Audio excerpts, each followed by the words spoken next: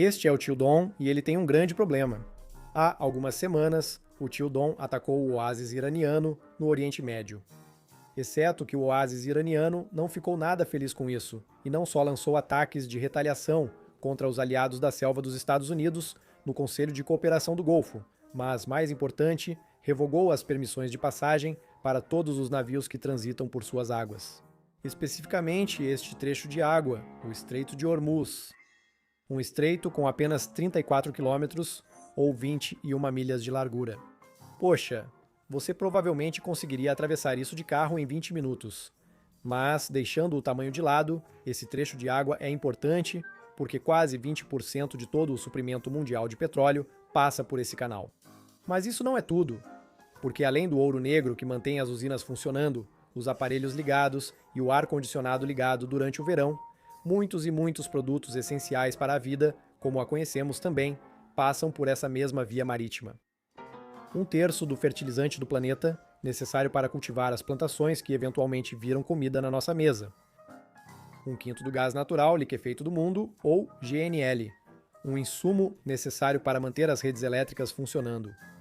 Por fim, o mercado de metais é essencial para tudo, de carros e computadores ao smartphone com que você assiste a este vídeo. Não surpreende que os mercados globais estejam em alerta. Os preços de gás, mantimentos e eletricidade estão subindo rapidamente. Mas em algum lugar, alguns macacos apostam centenas de milhões de bananas no preço do petróleo só 15 minutos antes do Tio Dom ir ao vivo nas redes sociais. Mas isso não é tudo, pois anos de sanções ao petróleo foram suspensos durante o conflito, tornando algumas selvas muito ricas. Então a pergunta é: até onde vai essa crise econômica? O que ocorre quando as selvas do mundo ficam sem petróleo, energia e comida? E principalmente, quem lucra em segredo enquanto o mundo desaba ao redor? Este é o impacto econômico das guerras do Irã explicado. Antes do Estreito de Hormuz ficar às escuras, os mercados globais já estavam apreensivos. Quando o primeiro míssil do Tio Dom atingiu o oásis iraniano em 28 de fevereiro, o preço do petróleo subiu 10%. Assim, de repente, depois, o Irã fechou o estreito. Naturalmente, o Brent disparou e ultrapassou $100 por barril pela primeira vez em 4 anos. Depois, 126. Devido aos choques de preço, até Wall Street passou a simular cenários com barril a $200. Só de pensar na conta de energia, os macacos já se arrepiam. Mas é aqui que fica interessante. Lembre-se, a selva dos Estados Unidos não depende tanto do petróleo do CCG. Tio Dom possui poços e exportações próprias de GNL. A produção interna é suficiente para reduzir o impacto. Mesmo assim, os preços da gasolina nos Estados Unidos subiram mais de uma banana por galão em um mês. A Califórnia atingiu quase 6 bananas por galão. Se a selva dos Estados Unidos nem está tão em risco e os preços já sobem rápido, o que acha que ocorreu com o restante? Lembre-se, grandes mercados dependem do petróleo dos países do Conselho de Cooperação do Golfo para manter suas economias ativas. A China obtém cerca de um terço do petróleo por esse estreito. Índia, Japão, Coreia do Sul, quase totalmente dependentes dele. Para contextualizar, essas selvas juntas abrigam quase 3 bilhões de macacos, cerca de 40% da população mundial. Então, quando o Catar, o maior fornecedor de GNL do mundo, declarou força maior e interrompeu totalmente a produção, as selvas ao redor do mundo começaram, com razão, a entrar em pânico. Principalmente as selvas da União Europeia, já ameaçadas por estoques reduzidos após um inverno rigoroso. Todo o plano de emergência da AIE, liberações de reservas estratégicas e respostas coordenadas de fornecimento desmoronaram de um dia para o outro. Esse é apenas o prejuízo já visível na sua conta de luz e no posto de gasolina. Mas isso é só a ponta de um iceberg enorme. Além do petróleo e gás, o Estreito de Hormuz é vital para commodities que muitos só percebem quando faltam. Antes de falar de comida, vamos falar sobre fertilizante, essencial para quem quer conseguir pagar as compras do mercado. O fertilizante é produzido com ureia e amônia, fornecidas quase só pelo Conselho de Cooperação do Golfo. Falamos de quase metade da ureia e um terço da amônia vendidas mundialmente. Mas isso nem é o pior, pois a guerra ocorreu no pior momento. O final de fevereiro é quando agricultores do hemisfério norte se preparam para o plantio da primavera. Não é possível ficar nem uma temporada sem usar fertilizante nitrogenado. Então, por que não simplesmente deixar de usar o fertilizante de uma vez? Ótima sugestão, tio Dom. O macaco espera que você tenha deixado de ser macaco para sobreviver de fotossíntese ou algo parecido. E por causa dessa guerra, o fornecimento de ureia e amônia entrou em colapso, o que forçou países como Bangladesh a fechar 4 de suas 5 fábricas de fertilizantes. A Índia diminuiu a produção em 3 fábricas próprias. O Brasil, que importa 85% de seus fertilizantes, está à beira de um colapso no abastecimento. Ótima notícia para quem gosta de comer. O lado insidioso é que os preços dos alimentos não sobem de imediato. A conta vem depois, na colheita. Daqui a 6 meses, as frutas que você vê no mercado serão realmente cultivadas com fertilizantes caríssimos. Nesse ponto, os macacos talvez precisem de financiamento para comprar meia dúzia de ovos. Grande vitória para as políticas America First. Continuem mandando bem, pessoal, mas fiquem atentos à questão da água. Porque o Irã não atacou só os petroleiros. Os ataques iranianos atingiram usinas de dessalinização em todo o CCG, o que não parece tão ruim até você perceber que o Kuwait obtém 90% de sua água potável da dessalinização. Cerca de 100 milhões de macacos na região dependem dessas usinas para água potável. Isso supera a população da Alemanha. Imagine uma selva desse tamanho, abrindo as torneiras de manhã e nada saindo. A vida cessaria em poucas horas. Aqui está um fato que você não deveria prestar atenção. Em 2008, um telegrama diplomático vazado da Embaixada dos Estados Unidos, em Riad, revelou que uma única usina de dessalinização fornecia mais de 90% da água potável da cidade. Para contextualizar, Riad é a capital da Arábia Saudita e abriga quase tantos macacos quanto Nova York. Mas isso não é tudo, porque esse cabo também afirmou explicitamente que Riad teria que ser evacuada em uma semana se essa usina fosse seriamente danificada ou destruída. Isso foi há quase 20 anos. Hoje, a Arábia Saudita depende ainda mais da dessalinização. Quando ataques iranianos atingiram áreas perto de um complexo com 43 usinas de dessalinização na Arábia Saudita, a situação deixou de ser só uma crise energética. Além de tudo isso, voltando ao assunto da alimentação, o Oriente Médio já tinha mais de 670 milhões de macacos em toda a região passando fome antes mesmo desta guerra começar. Para você ter uma ideia, o arroz no Irã ficou 7 vezes mais caro e o óleo vegetal 3 vezes. Logo, isso vai parecer uma repetição da Primavera Árabe de 2011, que também foi causada em parte pela alta nos preços de alimentos básicos como o pão. Nós sabemos como essa história termina. Como já disseram macacos mais sábios, a história não se repete, mas rima. Além disso, o mercado de metais está sendo totalmente transformado. Comecemos pelo alumínio. A maioria dos macacos não pensa em alumínio, mas deveria, pois está em tudo. Eletrônicos, carros, aeronaves, painéis solares, embalagens de alimentos. O dispositivo em que você está assistindo isso agora tem alumínio nele. A lata de Dr. Pepper que você está tomando agora, a estrutura do avião em que você voou pela última vez. Tudo isso depende do alumínio. Alumínio que é produzido principalmente pelo CCG, que representa 10% do fornecimento mundial. Durante a guerra, o Irã atacou 2 grandes fábricas, elevando o preço do alumínio ao maior nível desde 2022. E isso não é tudo, porque ali do lado, no Bahrein, a Alba, a maior fundição de alumínio do mundo, anunciou cortes de produção de até 19%.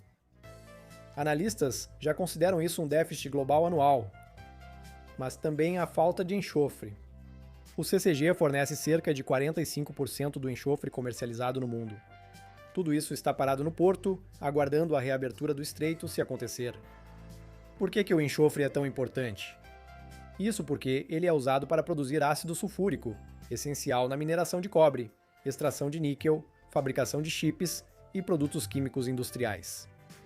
As operações de mineração de níquel na Indonésia, que dependem 75% do enxofre, já reduziram o ritmo das atividades.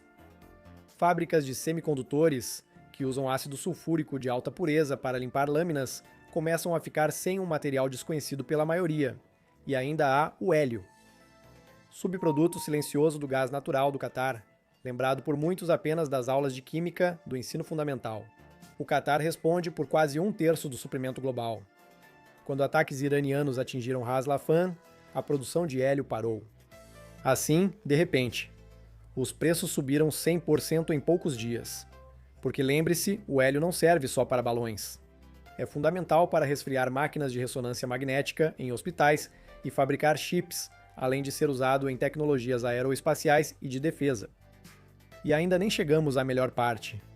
Porque enquanto tudo isso acontecia, alguém estava lucrando absurdamente. Antes disso, grandes empresas de tecnologia também sentem pressão. Aqui está algo que as manchetes quase não notaram. Drones iranianos atingiram mais que petroleiros e bases militares. Eles também atacaram centros de dados, especificamente 2 instalações da Amazon nos Emirados Árabes Unidos e uma no Bahrein. Bancos dos Emirados Árabes Unidos saíram do ar e os serviços digitais falharam.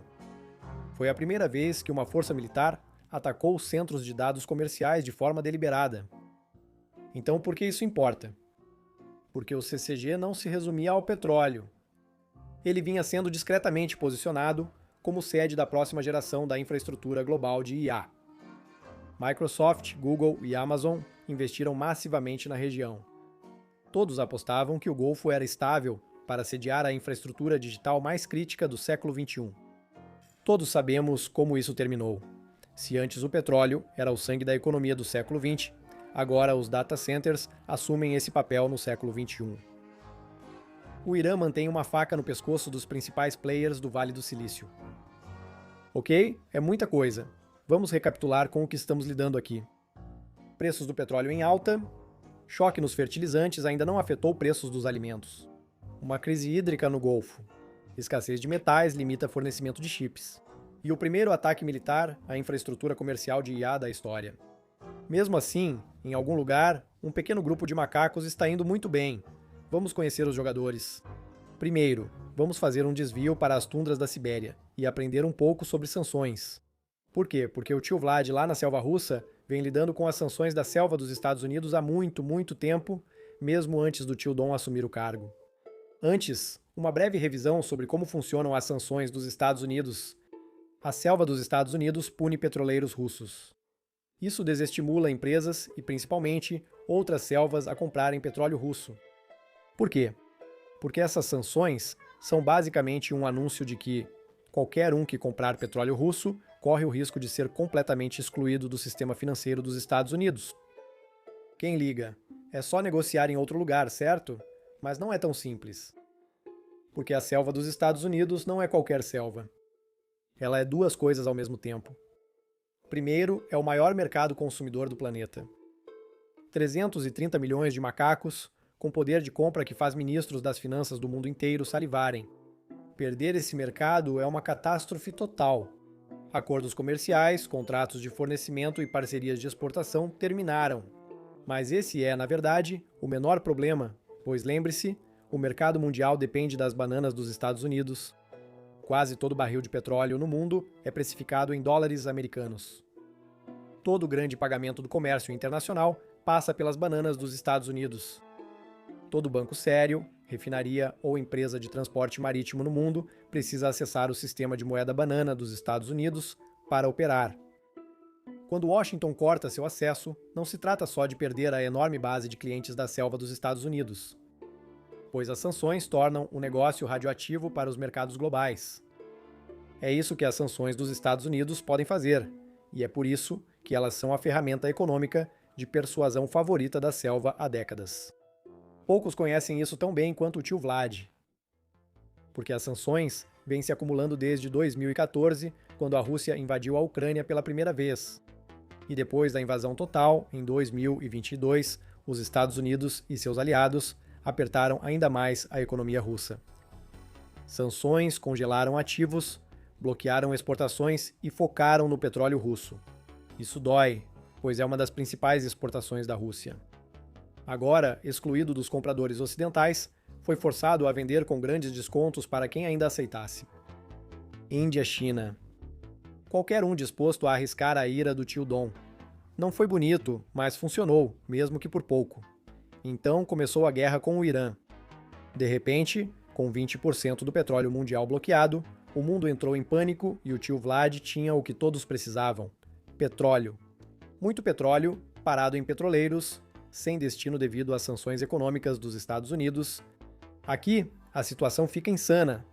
A equipe do tio Dom, com gasolina disparando e macacos furiosos nos postos, suspendeu discretamente as sanções ao petróleo russo. Disseram que era só isenção temporária. Disseram que foi estritamente delimitada, para estabilizar mercados e manter a economia funcionando. Parece bom no papel, mas na prática é o oposto. Porque, como alguns políticos macacos disseram, essa medida violou diretamente a lei de sanções para conter os adversários da América. Lei exige que o presidente notifique o Congresso 30 dias antes de mudar sanções a países como a Rússia. Aliás, o tio Dom assinou essa lei em seu primeiro mandato. Coisas realmente sem precedentes.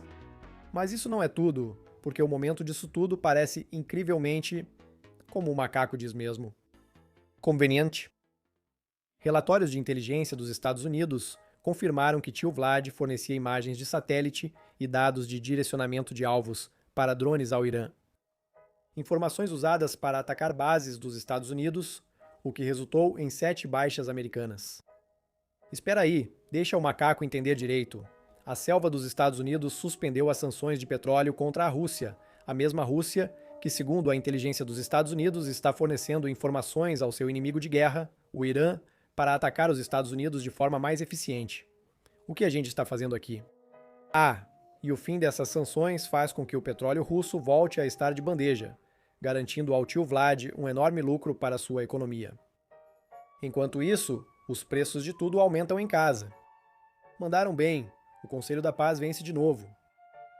Isso nem inclui as negociações suspeitas antes das postagens do tio Dom. Vídeo completo aqui. Costumamos terminar os vídeos de forma positiva, mas essa história é horrível.